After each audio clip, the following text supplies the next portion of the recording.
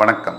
ஆஸ்ட்ரோவேலின் நல்ல நேரம் நிகழ்ச்சியின் சார்பாக அத்துணை சப்ஸ்கிரைபர்களையும் எல்லா அன்பு உள்ளங்களையும் எனது நண்பர்களையும் வருக வருக என வரவேற்பதில் பெருமகிழ்ச்சி கொள்கிறேன்.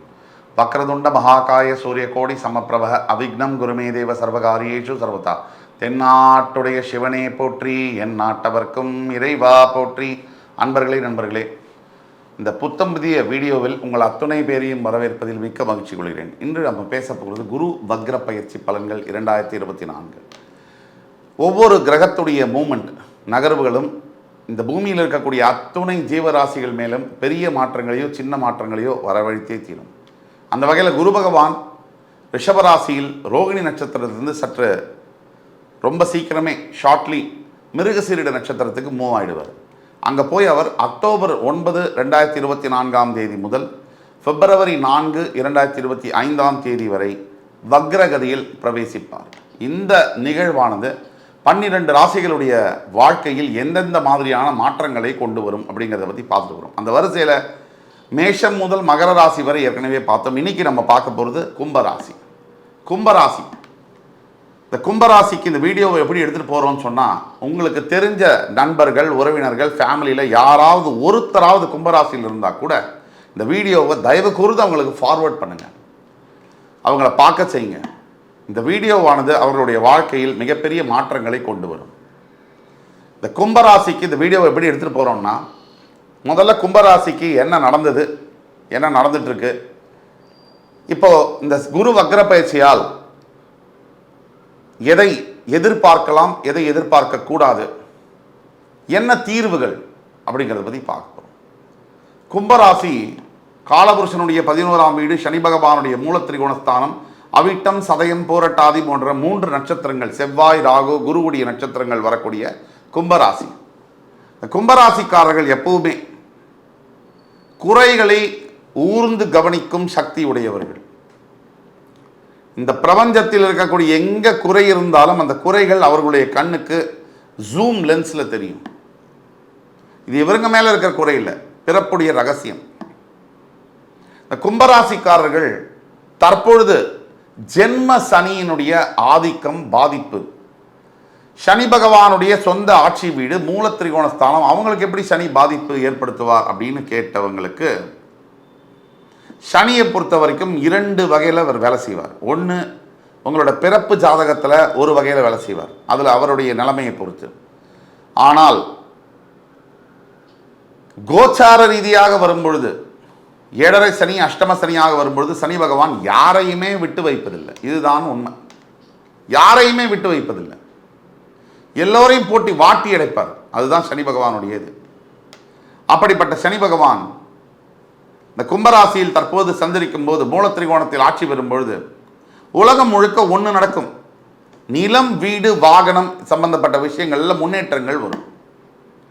உலகம் முழுக்க தொழிலாளர்கள் முன்னேற்றத்தை காணுவார்கள். உழைக்கக்கூடிய அடித்தட்டு மக்கள்கள் மிகப்பெரிய மாற்றங்களை உணர்வார்கள். இன்னொன்று நிச்சயமா நடக்கும். விவசாயம் சார்ந்த தொழில்களில் மழை நன்றாக பொழிந்து விவசாயம் செழிக்கும்.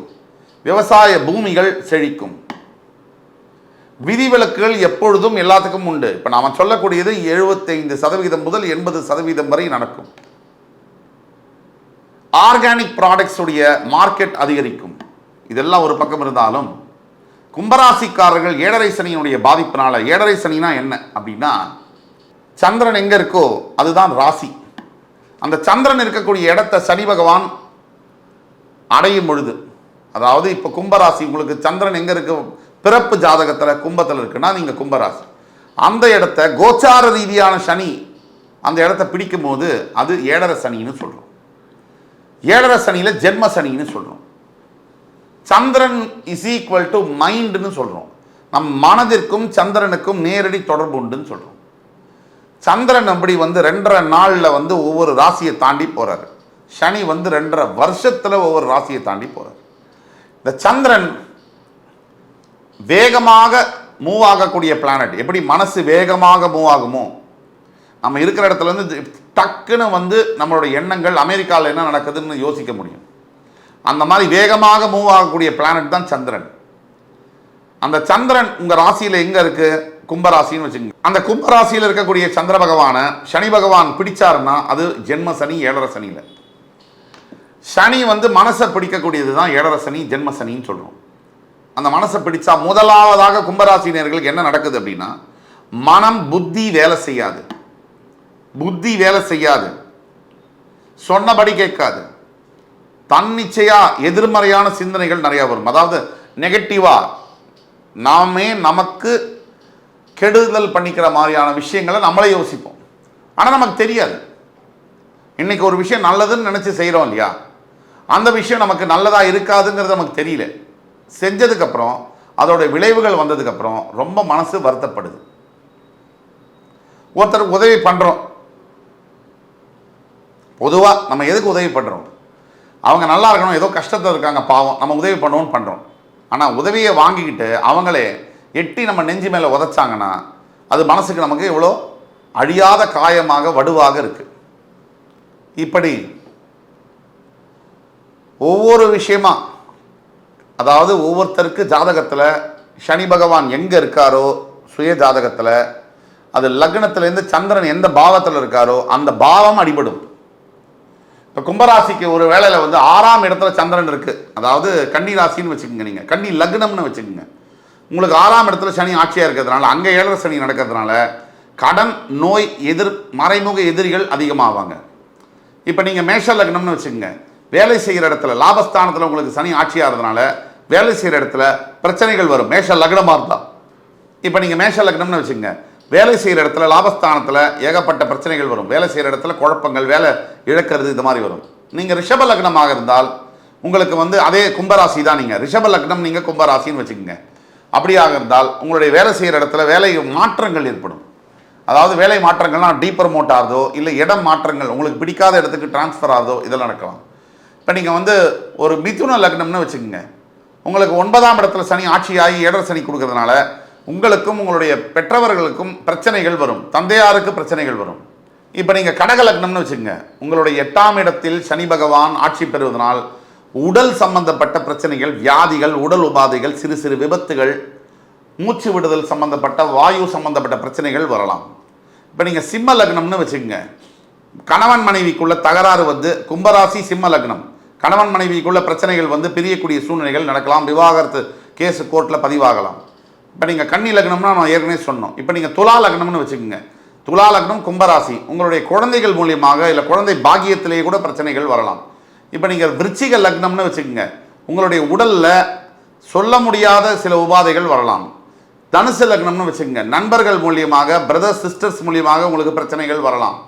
அதுவே நீங்கள் வந்து ஒரு மகர லக்னம்னு வச்சுக்கோங்க, பணம் கையில் நிற்காத மாதிரி, எவ்வளோ பணம் வந்தாலும் நின்று போகாத மாதிரி பிரச்சனைகள் வர முடியும். கும்ப லக்னம்னு வச்சுட்டா உங்களுடைய சிந்தனைகளிலேயே எதிர்மறையான சிந்தனைகள் மாற்றங்களை கொண்டு வரும். மீன லக்னம்னு வச்சுக்கிட்டா வெளிநாடு சம்பந்தப்பட்ட பிரச்சனைகள் வரும், வெளிநாட்டில் போய் செட்டில் ஆகிறதுக்கு முயற்சி பண்ணும்போது அதில் தடை தாமதங்கள் வரும்.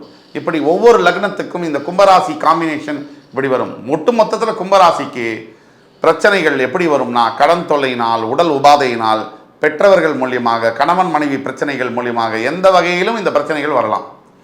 இப்போ இவ்வளவு பிரச்சனைகளில் அவஸ்தைப்பட்டுக்கிட்டு இருக்கிற கும்பராசி நேயர்களுக்கு எதிர்காலத்தில் இந்த குரு வக்ர பயிற்சியானது 9 அக்டோபர் முதல் 4 பிப்ரவரி 2025 வரை நடக்கக்கூடிய பீரியடில் என்ன நடக்க போகுது? உங்களுக்கு குரு பகவான் சமக்கிரகம்.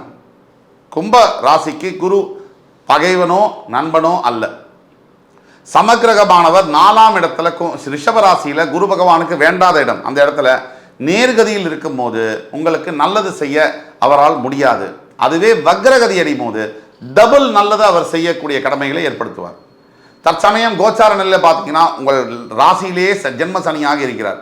உங்கள் 2இல் ராகு, 4இல் குரு, உங்களுடைய 8ஆம் இடத்தில் கேது. இந்த சூழ்நிலையை வச்சு பார்ப்போம். 2ஆம் பாவத்தில் இருக்கக்கூடிய ராகுவினால் தேவையில்லாத வாய் வம்பு வழக்குகள், அனாவசியமான வார்த்தைகள் உங்கள் வாயிலிருந்து உங்கள் கண்ட்ரோல் இல்லாமையே வரும். இது ரொம்ப முக்கியம், ஜாகிரதையாக இருக்கணும்.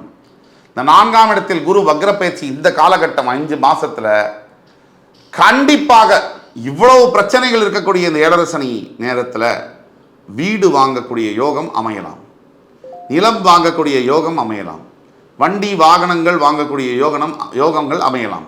இப்படி யோகங்கள் தரக்கூடிய நாட்களாக இந்த அக்டோபர் 9, 2024 இந்த February 4th 2025 வரைக்கும் நடக்கும். இப்போ இந்த காலகட்டத்தில் என்ன நடக்கும்? மாற்றங்கள் நடக்கும். ஏற்கனவே இருந்துட்டு வந்த பிரச்சனைகள் ஏழரசனினால் வேலையில் ஆல்மோஸ்ட் வேலை போகிற நிலமை இருக்குன்னா அப்படியே ரிவர்ஸாக உங்களுக்கு நல்ல பேர் வரும். சப்போஸ் உங்களுக்கு வீட்டில் உங்கள் கணவன் மனைவிக்குள்ள பிரச்சனைகள் அதிகமாகிட்டே வருது, பிரிவு ஏற்பட போகுது, அதுக்கு முன்னாடி ஸ்டேஜில் இருக்குது அப்படின்னா இந்த காலகட்டத்தில் அந்த பிரிவு மாறி உறவாக மாறி புரிந்து கொள்ளக்கூடிய ஒரு தன்மை வரும். இல்லை உங்கள் பசங்களுக்கு ஏதோ நோய் நொடிகள் பிரச்சனைகள் இருக்குது அப்படின்னு சொன்னால் இந்த காலகட்டத்தில் அவங்களுக்கு அது நிவர்த்தி ஆகும். முக்கியமாக யார் யார் கும்பராசியில் சொத்து சம்பந்தமான வழக்குகள் பெண்டிங்கில் இருக்கோ, டாக்குமெண்டேஷன் கையெழுத்து போட்டு அது வில்லங்கமாக கேரண்டி கையெழுத்தில் மாட்டின்னு இருக்கீங்களோ, இவங்களுக்கு எல்லாம் ஒரு பொற்காலம். இதுதான் நடக்கப் போகுது இந்த 5 மாத காலத்தில். தீர்வுகள் என்ன? நாம் முக்கியமாக நம்பர் 1 நம்ம செய்ய வேண்டியது குரு பகவானுடைய காயத்ரி மந்திரம். ஓம் விருஷபத்வஜாய வித்மஹி கிருணிஹஸ்தாய தீமஹி தன்னோ குரு பிரச்சோதயாத். இந்த மந்திரத்தை 21 முறை ஜபம் செய்ய வேண்டும். முடிஞ்சால் தஞ்சை மாவட்டத்தில் இருக்கக்கூடிய குரு பகவானுடைய ஆலங்குடி கஷேத்திரத்துக்கு புதன்கிழமை ராத்திரி தங்கும்படியாக சென்று வியாழக்கிழமை காலையில் அபிஷேகம் செய்து வருவது ரொம்ப நல்லது. மஞ்சள் நிற ஆடையை தானம் செய்வது ரொம்ப நல்லது. எல்லாத்துக்கும் மேலே ஏழை பெண் குழந்தைகளுக்கு படிப்புக்கு ஒரு 5000 10,000 1500 உங்களால் எது முடியுமோ அதை மாதம் நீங்கள் கொடுத்தீங்கன்னா அதை போல் ஒரு நல்ல ஒரு விடிவு காலம் கிடைக்க முடியாது. ஆக இந்த தீர்வுகள் நம்ம சொல்கிறோம், அதை நீங்கள் தயவு செய்து ஃபாலோ பண்ணி முழுமையான பலன்களை அடைய வேண்டும் என்று கூறி என் உயிரினும் மேலான கும்பராசி பெருமக்களே, உங்களை விட்டு மறுபடி உங்களை சந்திக்கும் வரை உங்களிடமிருந்து விடைபெறுவது ஒன்மோர் போயிடலாம் க்ளோஷர். என் உயிரினும் மேலான கும்பராசி நேயர்களே, மறுபடி உங்கள் எல்லோரையும் சந்திக்கும் வரை உங்களிடமிருந்து விடைபெறுவது உங்கள் சுபாஷ் பாலகிருஷ்ணன். நன்றி, வணக்கம், வாழ்க வளமுடன்.